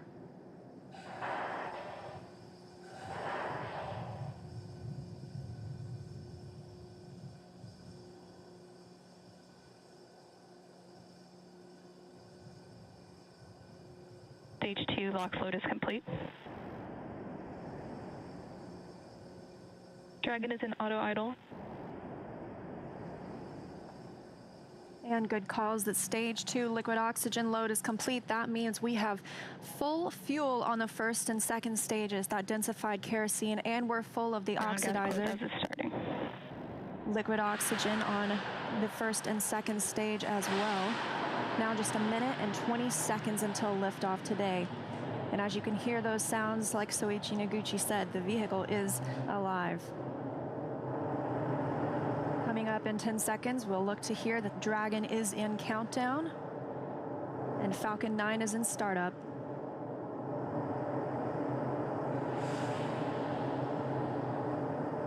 Dragon is in countdown. FTS is armed. Falcon 9 is in startup and is now controlling. 50 seconds now until liftoff. That FTS you heard is flight termination. Dragon, SpaceX, go for launch. SpaceX, this is Resilient. Roger, go. Go for launch, and at 37 seconds, the International Space Station flying over Kennedy Space Center. All for one, crew one for all. Crew Dragon poised to go catch it.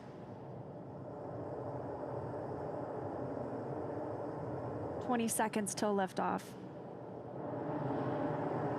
T-minus 15 seconds. Falcon 9 is configured for flight. 10, 9, 8, 7, 6, 5, 4, 3, 2, 1, 0. Ignition.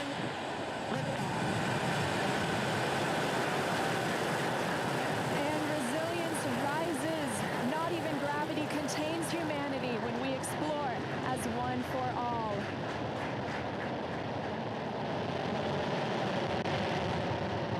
M1E propulsion is nominal. That's the word we want to hear. Stage 1 propulsion is nominal.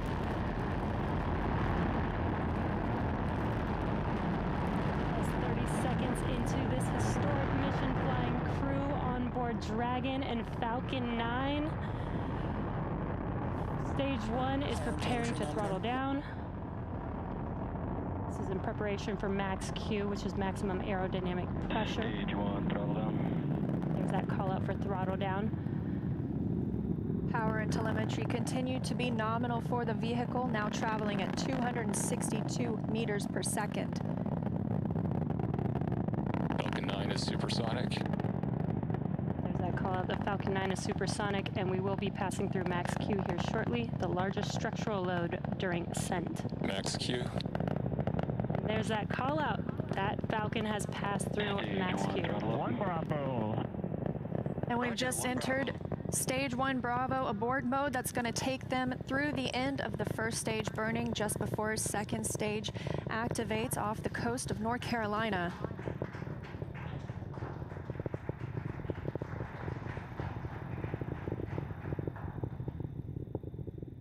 T+1 minute and 40 seconds into flight. Dragon and Falcon 9 traveling 709 meters per second.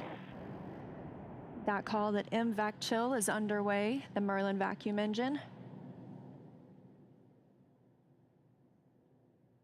Now with the call out of MVAC de-chilling, similar to what we saw in the first stage Merlin engines, the second stage engine being prepared for its ignition coming up in just over 30 seconds from now. We're a half a minute away from 3 quick events in rapid succession. We're going to get main engine cutoff. The 9 Merlin engines will throttle down and then shut down. We're going to get stage separation. Stage 1, throttle down. And then ignition of the second stage engine. We've begun the throttle down in preparation for stage separation.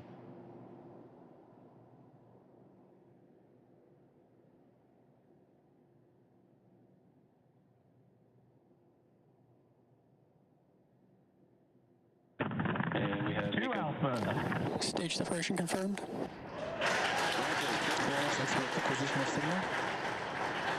And you see that stage separation has confirmed. There goes that MVAC engine. Stage 2. Crew 1 is now on their way to the International Space Station.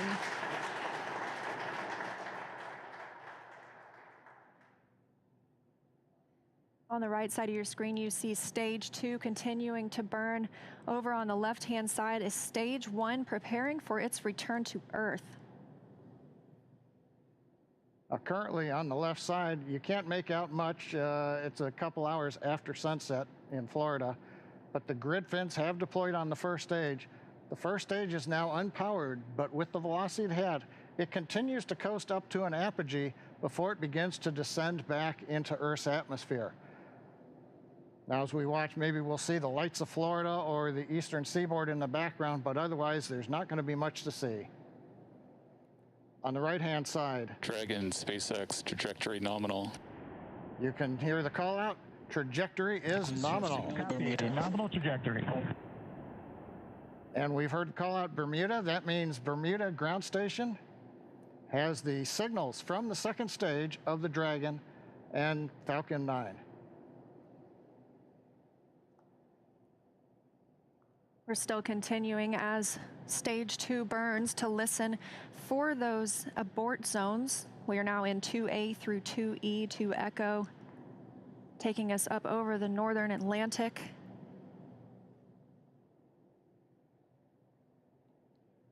Right now you can see the second stage engine glowing with the standard red that we have come to see over all these missions. Indicates everything's looking good. Power on the MVAC-D engine continues to run at 220,000 pounds of thrust in the vacuum of outer space. Dragon, SpaceX, trajectory nominal. And trajectory nominal. Copy, nominal trajectory. And we hear the reply from the crew acknowledging we have a nominal trajectory. Dragon made it to the Falcon 9 second stage, heading into the low Earth orbit, where Dragon will then separate and begin its trip the rest of the way to the space station. We'll be looking for SECO, second stage engine cutoff, coming up at 8 minutes and 48 seconds after launch today. So about 3.5 minutes from now, Dragon and Falcon 9, second stage, currently flying 2,979 meters per second. Now, currently, the first stage has begun its descent. It is through apogee. It's beginning to come back down, where it coming up in another couple of minutes, we will have the entry burn, where we begin to slow down the first stage. SpaceX, trajectory nominal. Copy, nominal trajectory. Another call out, another nominal trajectory, just what we love to hear. That voice you're hearing on board Dragon, that's Commander Mike Hopkins, speaking for our 4-person crew as they continue their journey, now 6 minutes and 12 seconds after liftoff. Trajectory still nominal. And Leah, you can see on the indicator altitude, 201 kilometers.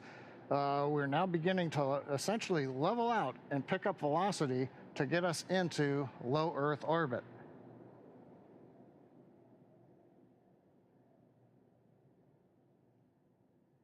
We're a little under 1 minute from the ignition for the entry burn on first stage. And we're about 2 minutes away. Dragon, SpaceX, trajectory nominal.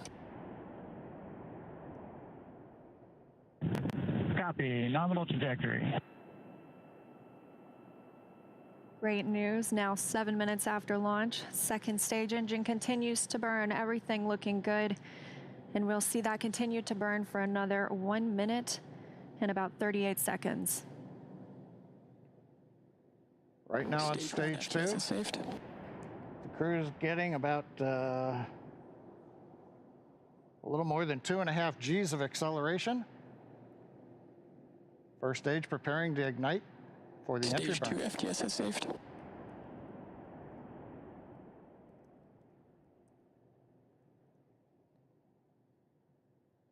And we've got ignition of the entry burn, center engine, followed by the other 2 restart engines. First stage now getting ready to re-enter the Earth's atmosphere. This is about a 29-second burn, and it's designed to slow the vehicle way down. We're going to shed about 70% of the velocity of that dropping first stage by the time this landing burn completes. I should say by the time the entry burn completes, which is now over. First stage on target for the drone ship in the Atlantic Ocean. Meanwhile, we're watching second stage getting close to getting into orbit. That's right. We've got about 30 seconds Stage 2 internal more. guidance.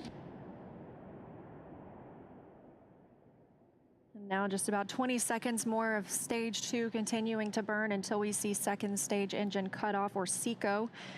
We'll coast for a few minutes afterward to allow the rates in motion to...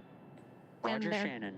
There's that call for Shannon. That's Shannon, Ireland, an abort zone, but it looks like we continue smoothly to orbit today.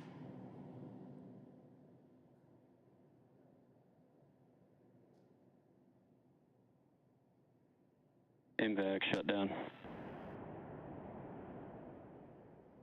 And we've got shutdown of the second stage engine on time. Dragon SpaceX, nominal orbit insertion. Launch escape system is disarmed. And SpaceX copies. And look at the words we like to hear, a nominal orbit insertion.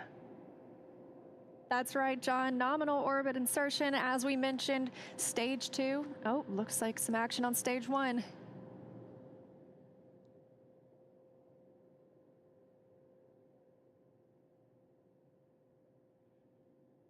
And I believe we've had a touchdown on the drone ship. We've got stage 1 has touched down on the drone ship in the Atlantic Ocean. But now the more important news, second stage is in orbit, right where we want, right on time.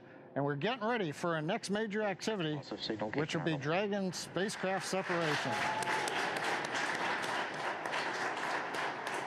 Now, currently on the second stage, we are essentially venting pressure, purging the engine out, making sure everything is quiet in preparation. Take a look. That's inside Crew Dragon right now. Our Crew 1 crew now coasting in low Earth orbit, still attached to that second stage. In just a couple of minutes, we should see that second stage separate, and Crew Dragon will be flying free. Leah, the mission timer shows 90 seconds to Dragon separation. Currently, Dragon is flying at 27,000 kilometers an hour.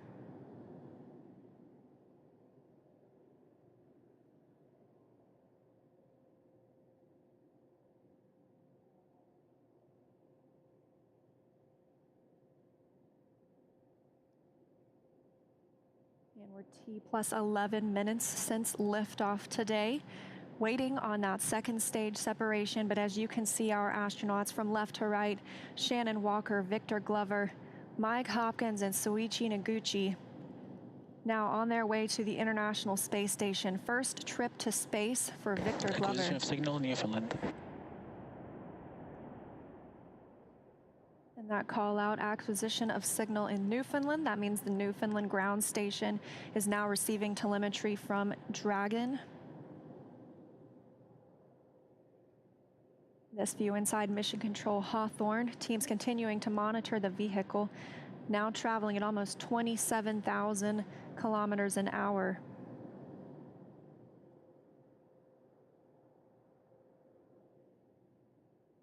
Ten seconds to Dragon separation.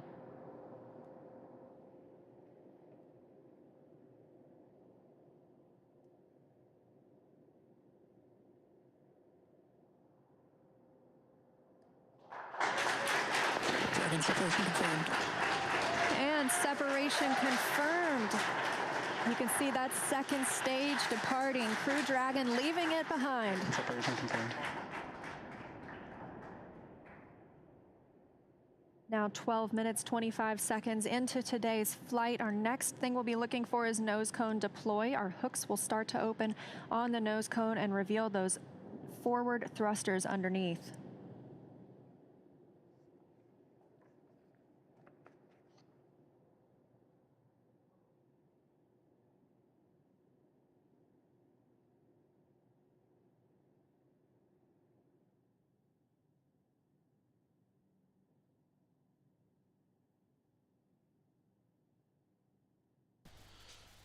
Quindi il lancio è avvenuto, Il primo stadio 13 è minutes rientrato into today's correttamente a mission review, terra, on the anzi right-hand in side of mare, your screen coming from sulla Crew piattaforma già Dragon, we salite have di that short extraction. look at the second stage. As it departed, that second stage will burn up upon re-entry into Earth's atmosphere. Il secondo stadio si è staccato correttamente rilasciando la capsula Dragon e adesso il secondo stadio rientrerà in atmosfera e andrà praticamente ad ammarare. Mentre il primo stadio, il 2061, verrà utilizzato.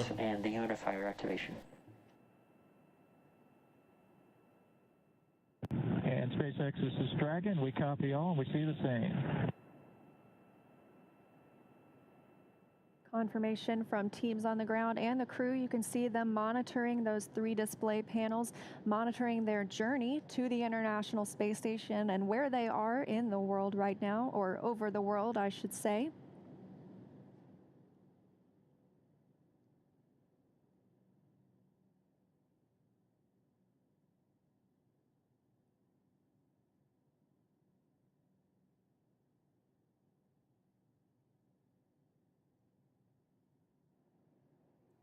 Well, we're in 14 minutes, 25 seconds since it was a great liftoff. Everything happened. We had a nominal insertion into low Earth orbit. You saw Dragon separate. We got the Draco checkouts were good. And right now we're hearing the nose cone hooks are opening up. Everything is happening right per the procedure. And we've got Crew 1 successfully on orbit. So with that, let's head over to our counterparts at Kennedy Space Center. Marie, how was that launch for you all there on the ground? Oh my gosh, John, it just took our breath away. I mean, we could just turn right around in our seats and watch. We got up away from the desk to get a better look, and then we actually could see the booster coming back down. Yeah, that was outstanding, outstanding, and I don't even know what to say. High five. We're like high-fiving through the shield here. High five. My husband texted me a picture of my daughter watching liftoff. It was just, I'm emotional. Seeing that, and went on the first attempt. How often does that happen in human space flight? As it should. I'm very happy. It has been a long day, but just to be able to stand there and actually feel the rocket pounding the air around you was just.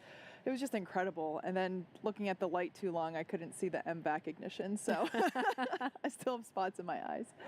And then the views inside the capsule too, with the 4 of them, looking kind of mellow, but you could see Victor's kind of letting his arms do a little bit of the floaty thing. I bet he cannot wait to get out of his seat. Well, he's going to get a chance to here shortly. So he's officially on his way on his first space flight. So Incredible. Victor, Mike, Shannon, and Soichi are now on course to arrive at the International Space Station just tomorrow, Monday, November 16th, around 11 p.m. Eastern Time. And we're going to stay live on air for continuous live coverage along their entire ride to station. Though our coverage here at Kennedy Space Center will conclude, we're going to turn it over to the teams in Hawthorne and Houston to take us through the next phases of the Crew 1 mission, all the way through hatch opening and a welcome ceremony for the crew. Now, for those of you watching online via YouTube, take a look at the description below the video. There you'll find the new link for our Crew 1 rendezvous phase, and we'll be continuing live coverage at that new location shortly. But if you're watching on NASA TV, like my parents, you won't notice a thing, and your coverage will continue. That's right. And as you follow along, we also invite you to tune into a post-launch news conference at 9:00 p.m. Eastern Time, right here on NASA TV, where NASA and SpaceX will take questions live. And in addition to NASA TV, of course, you can always follow along on Twitter at @NASA and nasa.gov for continuous mission updates. We thank you all so much for watching. To all of our commentators, Nicole, special thanks to you for being here. Vi ringrazio per aver seguito questa diretta. Direi che le ore si stanno rimpicciolendo sempre di più, domani mattina si lavora. Mi ha fatto piacere avervi fatto compagnia in questa tappa molto importante per l'esplorazione spaziale e vi auguro una buona notte, e se volete continuare a osservare ciò che succede vi consiglio di collegarvi ai canali ufficiali YouTube di SpaceX e di NASA. Buonanotte e alla prossima conferenza. Grazie.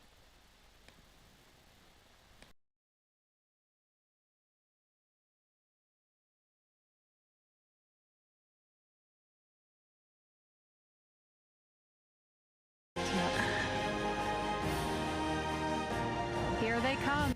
The Crew 1 astronauts now beginning their journey to the launch pad ahead of this historic mission to the International Space Station.